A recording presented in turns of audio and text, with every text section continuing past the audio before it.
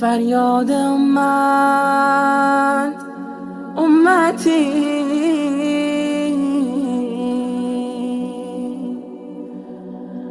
هر روز و شب ورد تو بود. افسوس شیطان لعین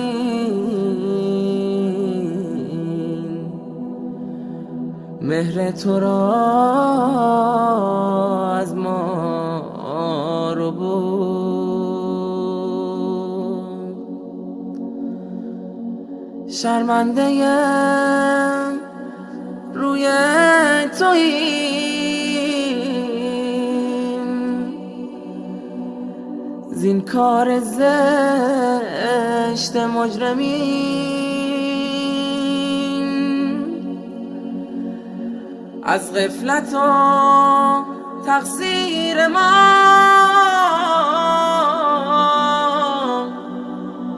گستاخ گشتن این چنین.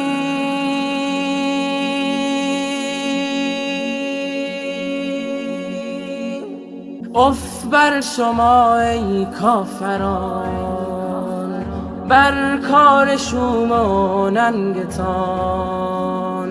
از قدر او چیزی نکاست لوح و خط بی رنگتان، لوح و خط بی رنگتان. ای جاهلان بدسرشت، پندارتان زین کار چیست؟ نام محمد تا ابد در جان و دل ها ماندنیست، در جان و دل ها ماندنیست. از پرتو انوار او چشمانتان کور است و تار.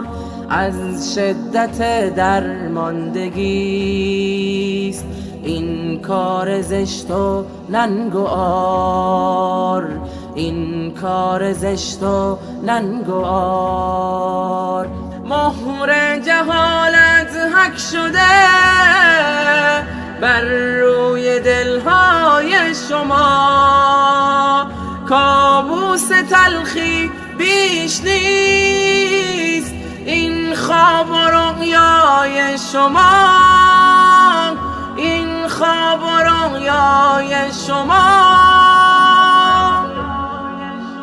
کوری چشمان شما یادش همیشه باقی است، شبهایتان تار و سیاه، شبهای ما مهتابی است، شبهای ما مهتابی است.